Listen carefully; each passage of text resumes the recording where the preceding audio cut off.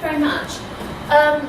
I'm Claire Watts. I work at the university. I'm one of the curriculum tutors on the ITE, the Initial Teacher Education here at Sussex. And I've been working with the primary department for the last 3 years. And for the last 2, I've taken the lead on mathematics on the primary courses and also introduced the primary with maths specialist course. So quite a big responsibility, quite exciting for me. And it's at the time as well when there were so many different changes happening. And I'm already changing some of the things I'm thinking about saying to you after the input we've had from the speakers in the last session. Because reflecting upon it, it was the idea that lots of the influence, the changes that are happening in the national curriculum for primary, particularly in mathematics, is coming about from the influence of education systems from different countries who have achieved well on international comparisons like PISA. So that doesn't sit very well for me that it's come from test results and from places of different cultures and been embedded or introduced so quickly after some visits over to Shanghai and then come back. So for me, it's me understanding and really finding what I believe in and whether I can find the core, that sort of identity and the morality, like they were talking about this morning, to feel whether this is a good approach to be promoting with our trainees. So following from this influence, the revised national curriculum, 2013 came out in 2014. So a big change for lots of primary teachers of maths, but it's talking about the whole school moving together for a topic. And if you've got some children who are already achieving, you don't push them onto the next year group, you keep them where they are. So you're all achieving for that actual year group. And that's a way of reducing the gap between the different children. Now it's hard, this came out and the assessments matched it that same year. So although it's just been introduced, suddenly the assessments are meant to link with this new curriculum that's only just come in. So there's a lot of pressure on schools. And then the government have funded these maths hubs. There's only 35 across the country. And they're coordinated by the National Centre for the Excellent Teaching of Mathematics, the NCETM. And they're established, they're meant to be the ones that are spreading the word, and it's them that they've got 6 programmes, and one of their programmes is the Teaching for Mastery programme. So we hear in the news all about the mastery curriculum of the Southeast Asian countries. It's in the press, lots of people have heard of it. The national curriculum doesn't actually mention the word mastery at all, but this is happening at the time. And then my rationale really, it's developing my own knowledge so that I can support the trainees and schools as our role within the university. But it's thinking about, actually, although there are these programmes running, they're not running everywhere yet. So it's quite sporadic, and it's not everybody that's getting the training and the input. So what's happening in all the other schools? So there's some really positive practice, and I went to a teacher research group this week, which is led by someone who's trained to be a mastery specialist, then takes on a group. They start introducing something into their school, possibly in just their own year group and another year group, and then they take people from other schools and they train them, and they work together for a year, meeting once every half term, and the following year those people then are the specialists, and then they're delivering that next programme. So you can see it could get filtered down quite easily. And the positive approach is that by the summer of 2020, more than 8,000 primary schools will have received this. But we're still talking 2 years away. And the latest data I could find was that there's well over 16,000 state-funded schools. So even by 2020, only half the schools will have gone through this training. And this is happening in schools that most people, from my observations, that are backed up by the NAMA, is that when I visit schools and I'm talking to trainees and meeting with the staff in the schools, that lots of them are doing it, or they're talking about mastery, and they're all using the same terminology, but there isn't necessarily a shared understanding, and the practice looks so different in the different places. So that's a real worry, and makes it very hard to think what we're teaching in university in order to be able to support those trainees. So some of the things I may have done in my sessions, they do not see at all in their schools, and it might be in sort of contrast to what they're doing. And thinking of the terminology, these are just some of the things that I've heard. So they have different connotations. So some people talk about teaching for mastery, others are talking about it's what the children are achieving, a mastery approach, mastery curriculum, and this horrible one here, which is mastery beyond the expected level, which is a sort of contradiction in the terms that with mastery we're expecting everyone to master something. So mastery beyond the expected level, that comes from Target Tracker, one of the data systems. So for my literature review, there's sort of two parts that I want to look at. I'm really looking to develop my own subject knowledge and actually understanding of mastery and what my beliefs are, what I see as the core elements that I want to take forward, and the critiques of it. And also to think about what is accessible for teachers now. So if they aren't on these training programmes, how else can they gain this information, where will they be getting that? So in the first part, I know for secondary teachers, lots of people have heard of mastery. It's obviously been in the vocabulary for you for a long time maybe. But in primary it was seen as a new thing, and everyone presumed, I presume as well, that it came from the East. It was just an approach in the East. But actually looking through the theory and the research, Bloom developed the theory of mastery learning in the 60s and continued developing it through to the 90s. American education psychologists, who we know for the taxonomy of thinking more. And the key features, I could talk about it for a long time, just thinking about what we were saying in the previous sessions. This is the morality for me. This is the view of education that fits well with me, because it's thinking about everyone having access to education. And the reason that we have education is so that everyone can learn and understand what we're actually teaching. So his theory was that the majority of students can achieve at a high level and master concepts and skills if we increase the variation in our teaching, so we match it to the needs, so thinking of differentiation, and also increase the variation in learning time, so allow more time to focus on concepts and perhaps develop time out of the class where they're learning these different things.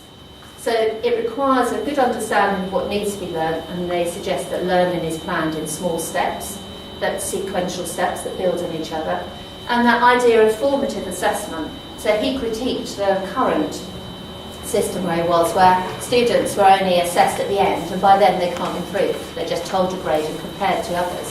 Where actually if you have formative assessment within the teaching, lots of us are using this now obviously, and then have that corrective feedback, that includes their ownership, and they've got that chance to actually to learn and to master.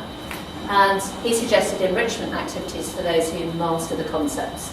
And they found the additional benefits and features, but there was much more cooperative learning because it was less about competition, less about being compared to others. And that increased self-esteem and motivation from having that ownership and that power that they could do something. And it ties in with like the theories of Dweck now and thinking of growth mindset and having that power and that opportunity.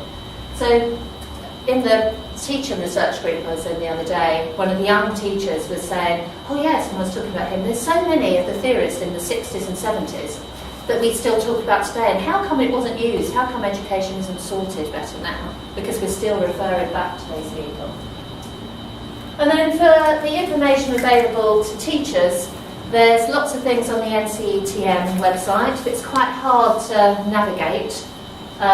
There's the mastery projects that you can look through the Maths Hub. There's Mastery Mathematics, which is set up by the ARC Academy, and I found their resources more useful actually. And there's lots of things that tie in with Bloom. So there's more time spent on topic, there's the expectation that everyone can succeed. My query with it would be, that I don't think fits with Bloom, is that everything, the steps are all seen as lessons. So it's that objective of the lesson. If a child doesn't achieve in that lesson, then they immediately get immediate support so they don't fall behind. And actually, if we're saying that different children need different amounts of time on something, we should allow them more time before we're immediately assessing and then correcting it. Does that make? And I think that's sort of come up throughout. So my research questions are, the first one, what does the term mastery mean to the teacher?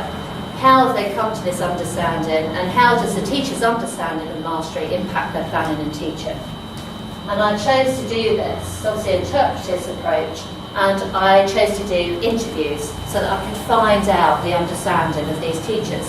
And I chose 6 primary teachers, and I didn't actually choose them to start with.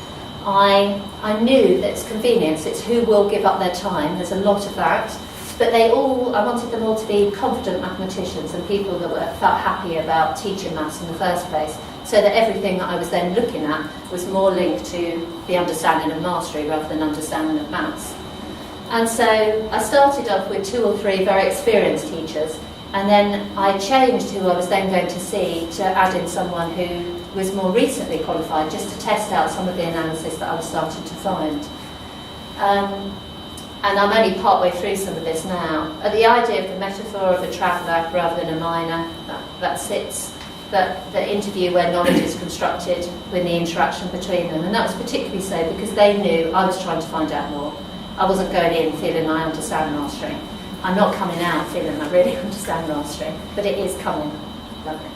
So the learning process, the interview can instigate the process of reflection.